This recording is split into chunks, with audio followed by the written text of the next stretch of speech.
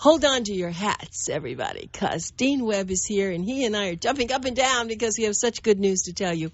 I did put in our article in our November issue about Faith Farm and their graduation, and, of course, it was a Sunday, and it was in the morning, and I never know what to expect. That I know I'm always going to be with joy because I've been to them before, but I saw a packed house, Dean.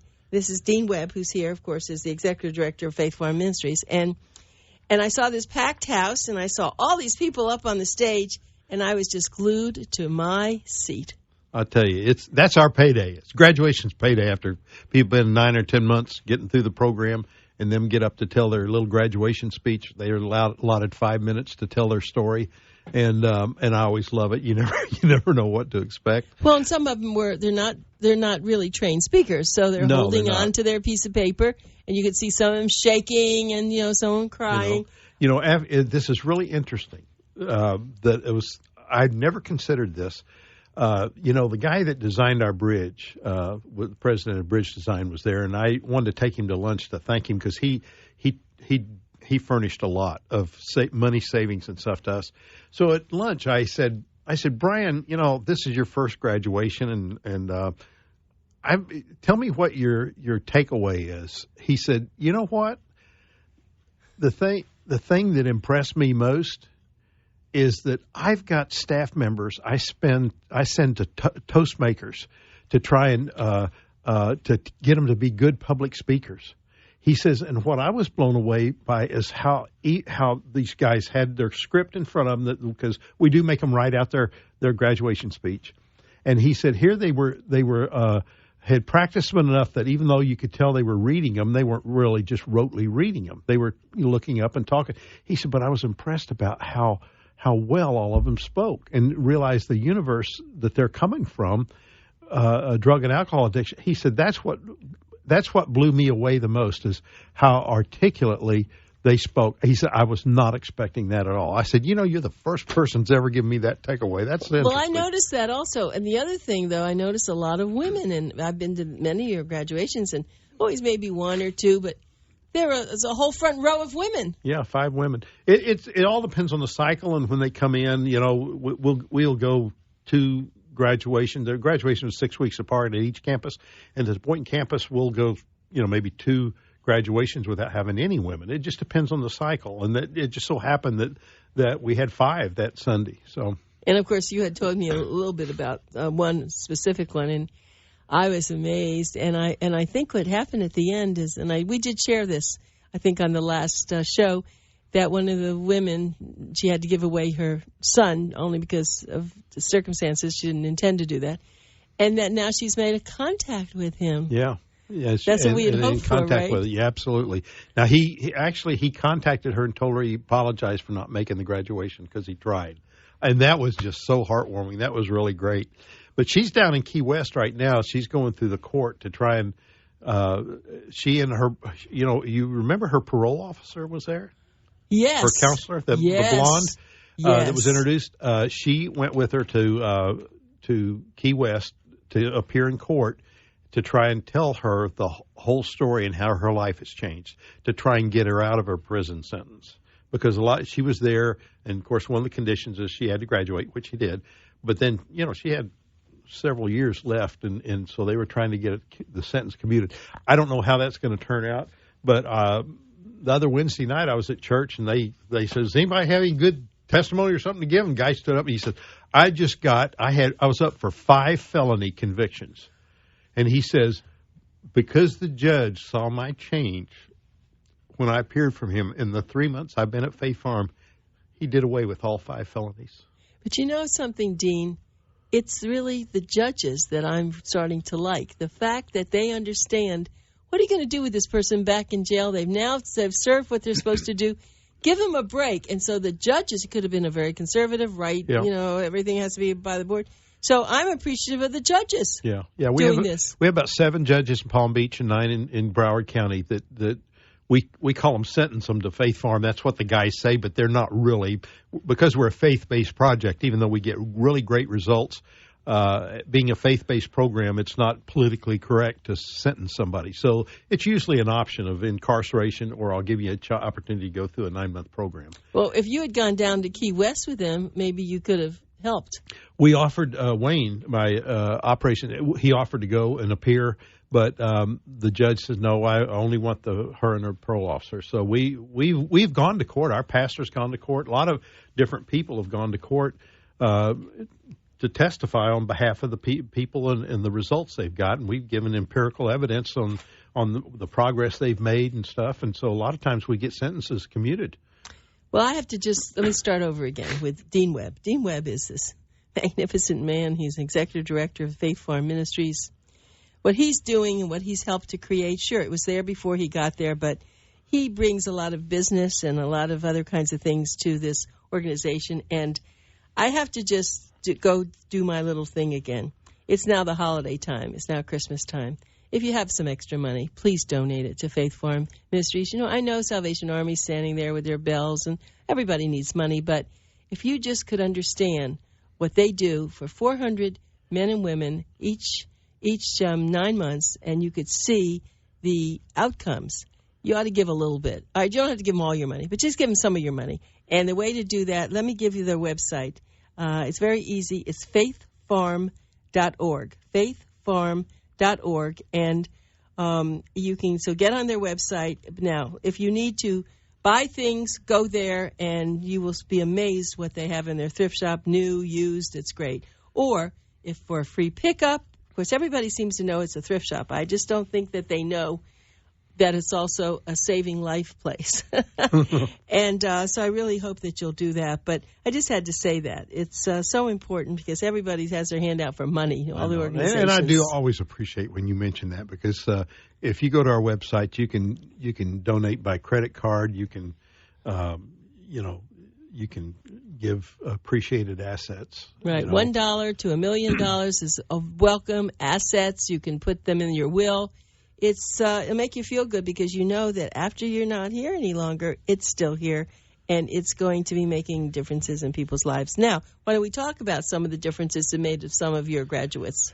Well, this is really interesting. I'll start with a short one first. We have a website, of course. People can info@faithfarm.org. They can send us emails, if you will, and Judy monitors these. And this one came from hang on just a second. A lady in Edgewater, Florida. And she says this: I graduated in 1993, so that was 20 years ago. And I worked there as a peer support for 1 year. Faith Farm saved my life. Faith Farm taught me what a healthy family looks like by watching the faculty members with their families. Our administrative staff actually is required to live on campus, so we model a good family situation for all the graduates. A lot of them have never seen that, even in their own home. And Faith Farm taught me how to be a future wife and mother. They taught me self-control and discipline and so much more. I'd never been married when I got there or had children. God gave me a vision of a godly husband and a son, and both have come to fruition. My husband, who was a former drug dealer, is now a leader in the Christo community and a deacon in our church. He lives to serve God and others. My son gave his life to Christ at the age of 8 and loves God.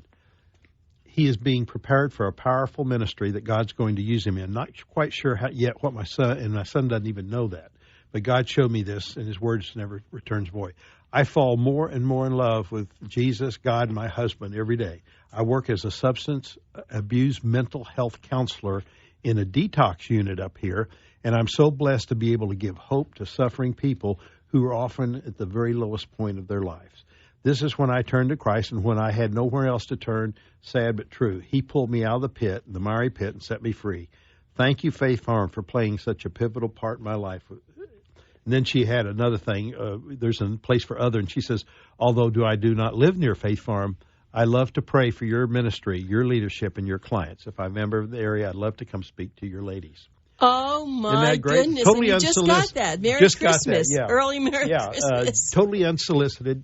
Amazing. It's just, well, she lives the life. Yeah, we have a spot for alumni to sign up. And it's quite often, it's funny, some of our people don't ever want to be identified with us, so they don't ever give back. They're kind of embarrassed about their addiction, and if they've gone on to be really successful, that's they've left that part of their life behind, and they don't often want to be kept up with in our alumni program. But then there are others like this lady who absolutely not only is proud of her life change, but she's pouring back in to help other people.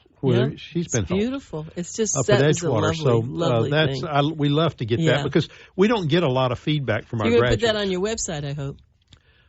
We're going to ask her. I'm going to ask her to elaborate her testimony to use it for the next book. Absolutely. So, but okay, now you have another big exciting thing. Yes. Let me preface this. In my recent book, You Turn to God, on page 143, there's a guy that graduated almost 30 years ago now, Roy Foster.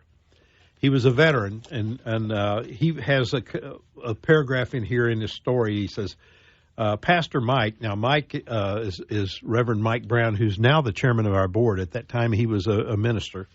He said, Pastor Mike was a pastor at the time I went through. For some reason, he took me under his wing, and every time he saw me, he would pray, and then he would say, Roy, God's going to do something big with you.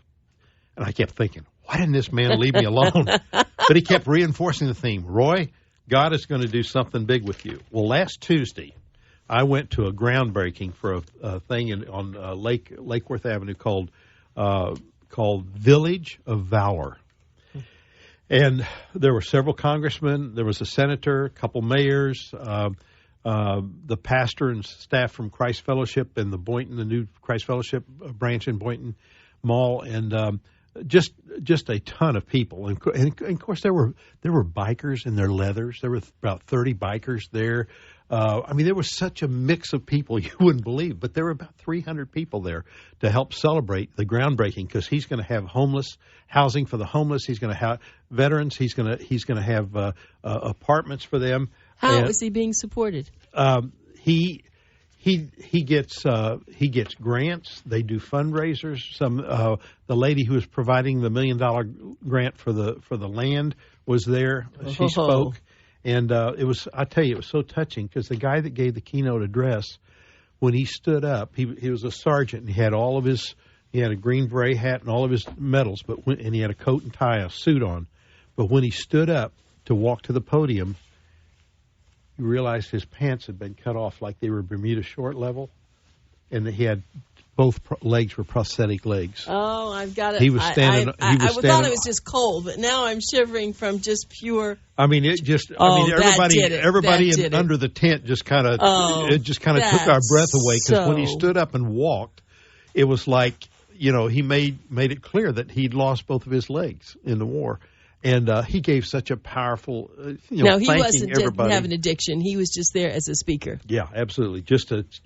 Thank you for those who helped. Thank you for the financing. Thank you for the congressman. Thank you for having a heart for homeless veterans and all that. You didn't invite me to this because you didn't know what it was going to be, did you? I really didn't know. I got this thing you can see right here in the mail, the Village of Valor.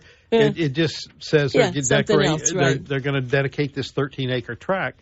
And I didn't know a lot about it, but I immediately communicated with Roy and say, hey, man, I'm going to be there. Anybody who graduates from Faith Farm and, replays their life and reproduces their life and helping others, I said, I'm going to be there to celebrate. So I took it on a calendar. It's funny how sometimes you commit to something, and then that's the one time where you get multiple over and over again people wanting you for different events. And I had to keep saying, no, I'm committed. And so I was kind of glad I committed early. But when I got there and saw the hundreds of people there, they had policemen to park you out in the grass of this 13-acre grassy lot where they were going to break ground. It was really fantastic. But he's going to have it's got about a $5 million. Well, the total thing is going to cost $26 million total. And he's going to do fundraising. They'll have to go, but he's going to have apartments for veterans. He's going to have apartments for older veterans. I hope that the Veteran Administration is helping him.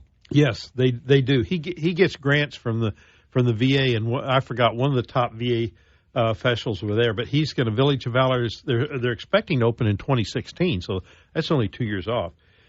He'll have 140 apartments and townhomes. as well as a coffee shop, a dining room, a library, a playground, a pool, and a park. But now people have to pay to live there. Yeah, but they'll get HUD assistance and discounts and that kind of stuff. Right. So it's for the homeless. For the homeless. But there'll be grants and all, and then these people they'll help them probably find work. They'll help them. They'll help them.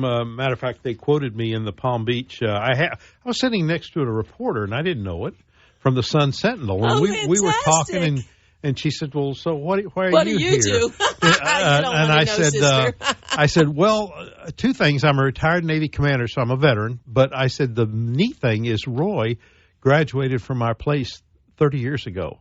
And I'm here because he's a student and he's plowing his life back into something else. But so she did something on this. Yeah, and she quoted me a couple times. She kept saying, she said, "Well, since you're a veteran," and she said, and I told her I was executive director of Faith Farm.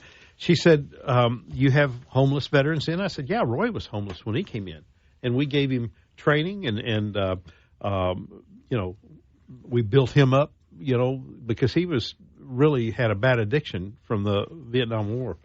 And so anyway, I said, we built him up. I said, the only thing is he got it. He had a friend who was a bunkmate through there. I think he was Air Force, and he was Green Beret. So he left our place and started with a little duplex with some bunk beds and started taking in veterans because his heart was touched to do what we do except for veterans, specifically veterans. That was his niche.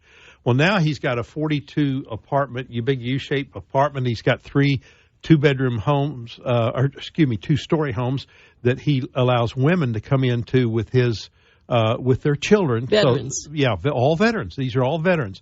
Now he's got the Village of Valor. He's going to have 140 apartments for veterans. It's a great name. I love the name, don't you? He does. Roy does so much, to help other people. I mean, he's been doing that since the day he left Faith Farm. So we've never had him on the radio, have we? No, that would Wouldn't be that neat. be nice? I've had him. I've had him speak to our. We have a staff and board member Christmas party every year, and I've had him come speak to that because a lot of our people they don't know about him. They've been here maybe with us 7 or 8, 10 years, but they don't know 30 years ago what the guy's doing now. Well, this is just what a holiday story this is. And Thanksgiving, you can imagine. I'm sure he's taking care of a lot of people for Thanksgiving. Oh yeah, it was. Anita, what shocked me so much was the organization and the dignitaries that were there. I mean, he had police cars directing traffic. He had porta potties lined up on the side. He had this big tent that held 300 people. There were TV cameras from every network there to interview him before, and then it was just I was just blown away. Well, it's a great story. That's the whole thing for the veterans, but then his story too, and so these are homeless veterans, but not necessarily people who are addicted. No. This is strictly he works with veterans' needs, getting them jobs, getting them a place to live. They're not necessarily. He does what we do, except he doesn't have the restriction for addiction. But are there any addicted there? Or do they try to send them over to Faith Farm? I honestly don't know. Well, they send them to Faith Farm. Now he's told us that he would give us our guys if we have veterans that graduate that he would give them. We could send them to him if they needed housing, if that was their deal. So that's great because when he started his 42 units in his story in U-Turn, he tells about when he got ready to start, he did not know where to go. He needed equivalent of 42 motel rooms full of apartments full of furniture, and he came to Faith Farm and we gave it to him. So that's a story. We put his Stand Down Ministries, his Freedom Foundation house that he's got right now before he started Village of Valor. All the furniture came from us, and he tells about that in the story. Yeah, I know, and you do that. You are so good about all that. And it is Christian based. Yeah, well, no, because he takes government grants and stuff. He can't make the strong faith. Now everything is optional. Like when you have, and Miami Rescue Mission has 3 units, and one of them is funded by government, and theirs is not mandatory. That's all the Bible studies, all the church, everything has to be optional. You can't force them. Right. church and state thing. So he has all that stuff that we have, except it's totally optional. And so obviously not everybody attends. I mean, because we have people that come into our place and turn around and walk out because they say, well, I'm an atheist. I'm not going to do this faith-based stuff. So he deals with that. But his is strictly getting veterans on their feet, getting them. And I told the lady at the Sun Sentinel, she says, well, I really don't understand particularly the problem when I see on television, the problem with veterans and getting jobs. It seemed like they're so trained. And I said, well, think about this. They're very, very, very highly skilled and highly trained.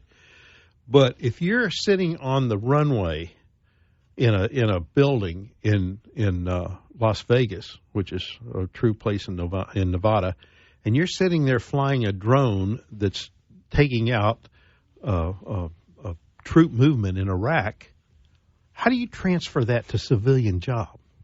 If you're trained on sonar signals below in a submarine to get the nuances so well that you can identify what kind of sub is out there by the echo, how do you transfer that to a civilian job?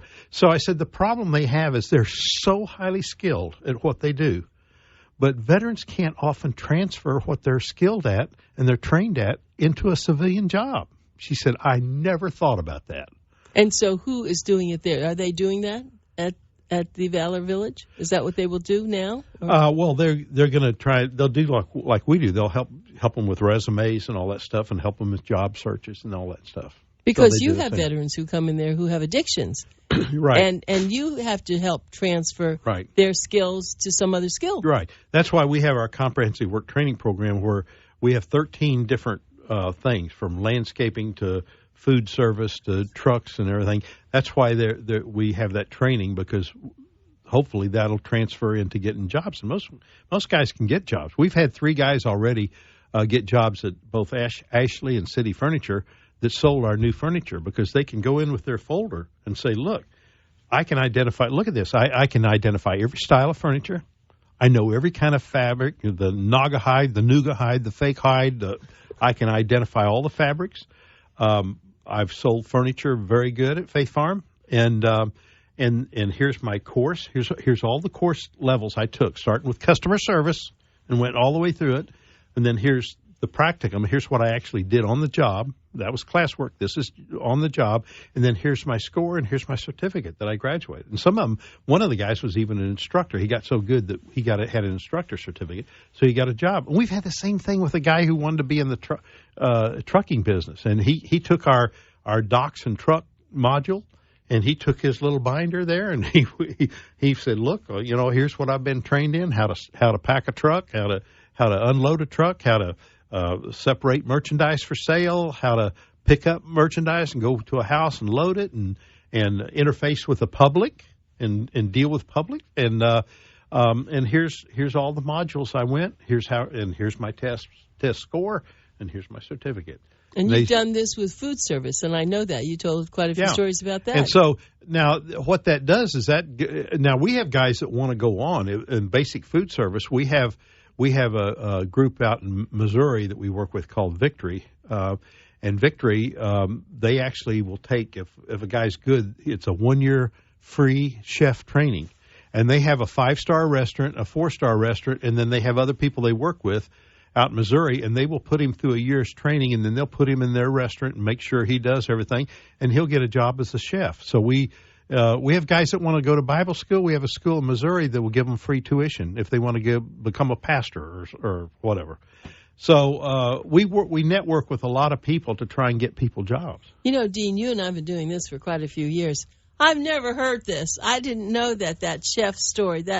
I know that one chef is on a cruise ship now. He is a merchant marine vessel. Right, but I mean that you train them to such a capacity that they now can hold really good jobs. What about people who then want to be waiters? I mean, because you have to have people who are serving. What happens at Faith Farm with the meals? Do people get served, or is it chow line? They go through a line, so we don't have that module of training, because we don't have a wait staff. They go through a cafeteria line all the way around to get their salad, get their hot meal, to get their dessert, whatever, and sit down. Then they go over and clean their tray and leave. So we don't have any waitress type or waiter type service. But you do have people who've already had very good educations, good jobs, so now they just go back to their job. But let's get back to the servicemen, the veterans. I wonder what can be done about that. I mean, you're doing it as in some way, but well, the main thing is you have to start with the basic, which is what Roy's doing. He's starting with the housing. Because if you're on the street, I mean, there's no way you can get up and running if you're living out in the heat or the cold. You just in the open air. So the first thing he does is, and I've been to his stand down Freedom House over on Lake Worth. He basically, those guys, they live there. He helps them get resumes. They go out and get jobs. And if they need training, he tries to get them scholarships, whatever. But you have to get them you have to get their meet their basic needs and comforts before you can hardly do anything. I heard a guy say the other day, he says, to a homeless person, you know who God is? His next meal. Is that right? God is his next meal. Sure. So you can't minister to somebody spiritually or correctively until you meet their basic needs. And so he's providing that, and then food. He provides food, but then he has classes, and he expects people to attend these. I mean, I'm sure there must be rules and regulations. I don't know honestly don't know his whole program. I'm not that familiar. I know his big concentration is to get them housing and get them set up so they can have the self-esteem to go out and get to work or get cross-trained or whatever. So I don't know. I should know more about that before I come to talk about it. I'd like to move along with that. I'm going to ask you a question.